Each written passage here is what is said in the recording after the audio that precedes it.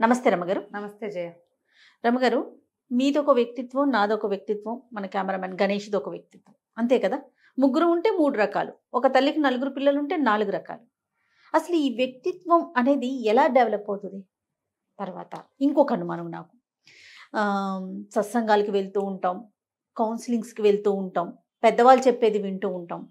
అలా విన్నప్పుడు మన తత్వం మారుతుందా, మార్చుకుంటామా, లేకపోతే ఆ సిచ్యువేషన్ వరకే మారుతుందంటారా? తాకట్టులో ఉన్న బంగారాన్ని విడిపించి ఆ రోజు ఆన్లైన్ రేటుకే మేము కొంటాం. Sharma gold company. చాలా పెద్ద ప్రశ్న జయ. నీ కౌన్సిలింగ్స్కి వెళ్ళి చేస్తామా? అప్పుడప్పుడు తక్కువే, ఏదో నెలలో ఒక 4, 5, 7, 8 అంతే మనం చేసేది. కొంతమంది ఉంటారు జయ, నా థాట్ ప్రాసెస్ ఇలా ఉంది, దీన్ని నేను ఎలా మార్చుకోవాలి అని అడుగుతారు. ఇంకొంతమంది ఇది చూడు, మాకు ఈ ప్రాబ్లం ఉంది, ప్రాబ్లం ని సాల్వ్ చేసుకోవటం ఎలా అని అడిగేది ఒక రకమైతే. చాలా కొద్ది మంది నేను ఇలా ఆలోచిస్తున్నాను, ఇది కరెక్ట్, నేను అసలు కరెక్టేనా, ఈ థాట్ ప్రాసెస్ ఇలా ఉండొచ్చా, అసలు ఎలా మార్చుకోవాలి, ఇంకొక స్టెప్ ఫార్వర్డ్ వాళ్ళు తత్వం మార్చుకునేందుకు సిద్ధపడుతున్నారు. భూమి మీద 99% ఆడగాని, మొగ్గాని, పిల్లి గాని, మేక గాని, ఎలక గాని, పంది గాని తత్వం మార్చుకోవడానికి ఇష్టపడరు. నేను ఇలాగే ఉంటా, నాతోటి నువ్వు హ్యాండిల్ చేయి, సావు లేకపోతే నా పద్ధతి ఇంతే ఇంతే. ఖరాఖండిగా పోనీ నోటుతో చెప్పకపోయినా, నోటుతో చెప్పరు కొంతమంది ఉంటారు, కొంతమంది ఏమో మనలాంటి వాళ్ళు నేను ఇంతే, నాకు ఇలాగే వచ్చంటాం, మన స్ట్రైట్ ఫార్వర్డ్ తోటి.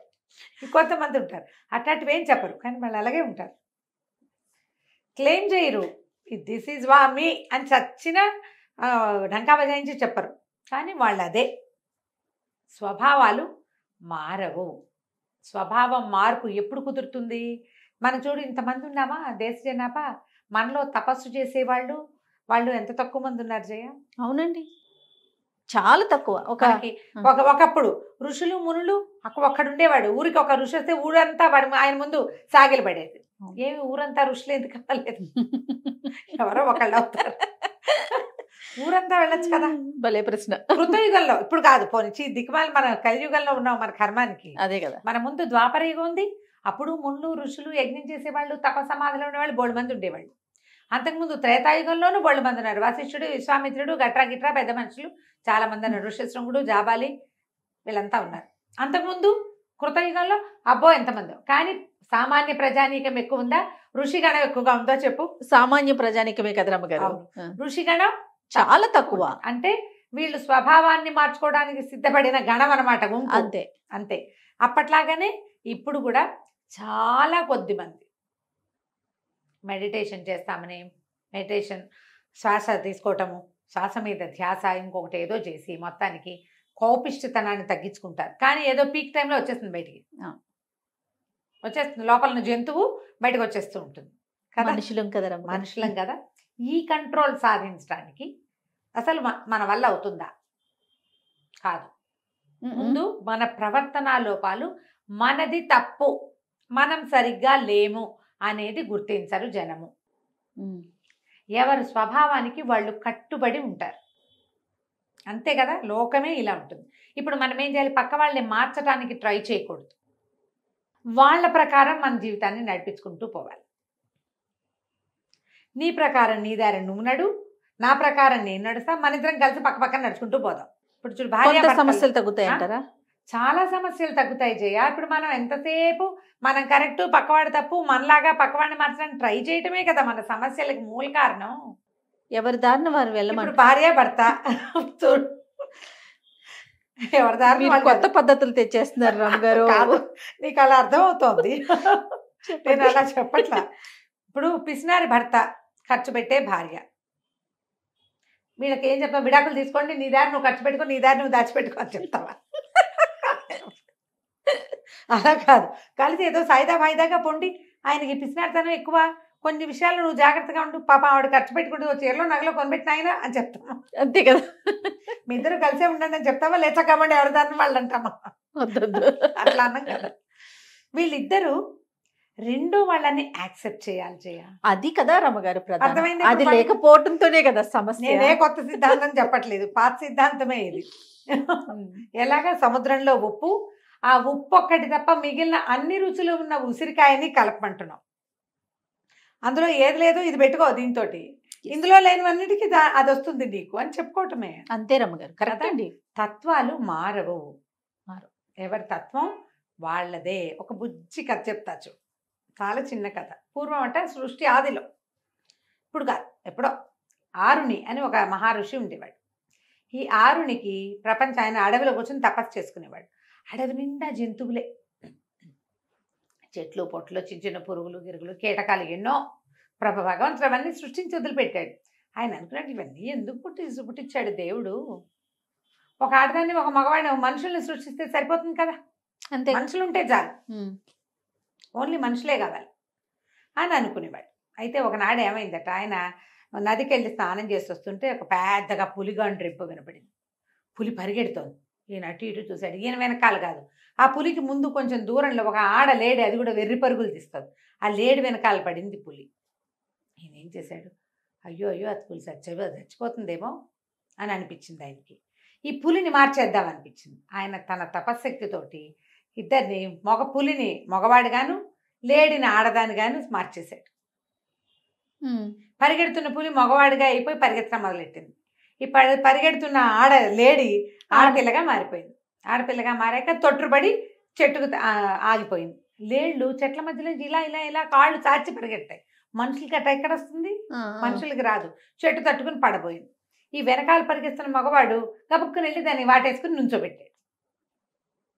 పుల్లులు చేస్తాయి ఆ పని. ఏం చేస్తుంది, లటక్కని పట్టుకుంటుంది పులి. వీడు ఆ పని చేయలే, పట్టుకుని ఆపాడు.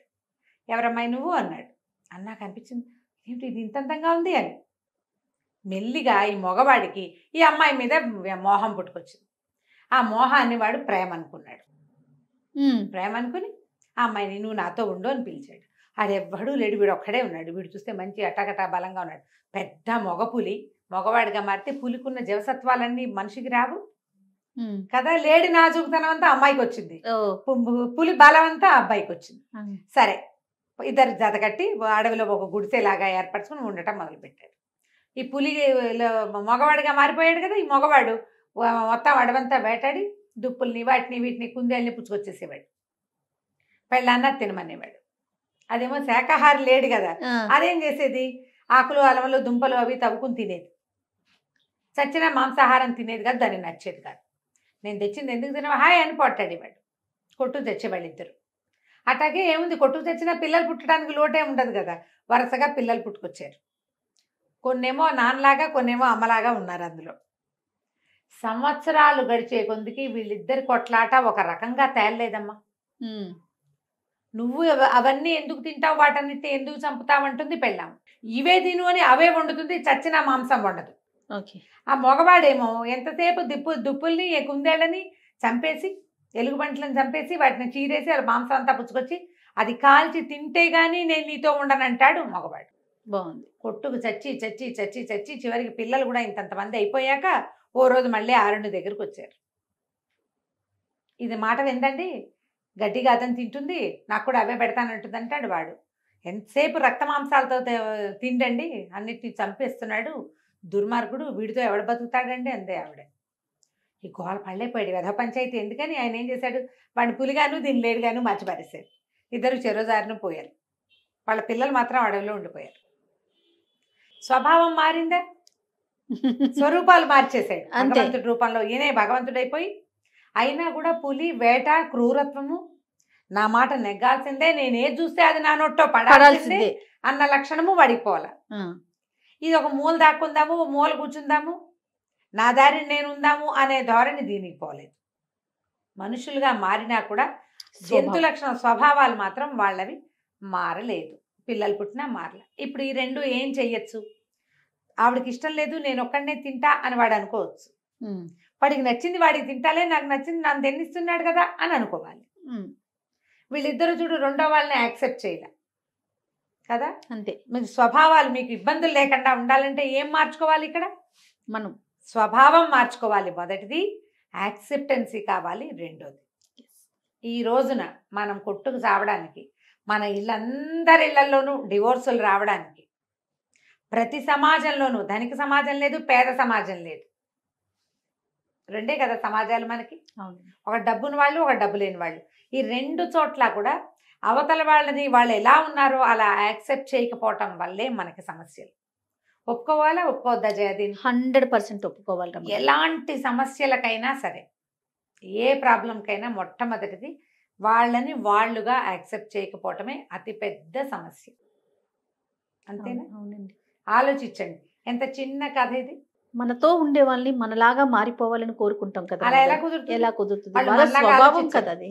ఆఖరికి మన కడుపును పెట్టిన బిడ్డలకు కూడా అదే ఎక్స్పెక్ట్ చేస్తాం కదా రమ్మ గారు. వాడు మనలాగానే అంతే, ఉండాలనుకుంటాం. మనలాగానే మాట్లాడాలి, మనలాగానే తినాలి, మనలాగానే బిహేవ్ చేయాలి. అక్కడ ఒక వ్యక్తి, ఒక పర్సన్ అది గుర్తించాం. గుర్తించాం. కొన్ని కామన్ గా సమాజంలో అందరికీ ఉంటాయి జయ. అది ఫాలో అవ్వాలి. అవి కాకుండా వాడి సొంత టేస్ట్లు, వాడి సొంత అభిప్రాయాలు, సొంత ఆలోచన, ఏ జీవికి ఆ జీవి వేరే కదా. అవును. మనం ఒప్పుకోకపోవటమే సమాజంలో సమస్యలకి. గొడవలకి కారణము, సమస్యలకి మూల కారణం అది. చాలా బాగుంది. మీతో ఉన్న వాళ్ళు పులా లేడా తెలుసుకోండి. పులైతే పులిని పులిగాను, లేడైతే లేడిని లేడుగాని యాక్సెప్ట్ చేసేయండి. గొడవలు ఉండవు. మీరు ఇది కాదన్నా మీరు ఇంకో జంతువు పాల్పడతారు. ఈ జంతువును వదిలేస్తే ఇంకొక జంతువు. ఇంకో జంతువు అదే రకమో, అంతే కదా.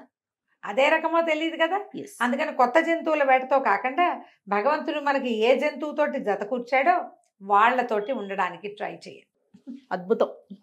నమస్తే రమ్య గారు. నమస్తే.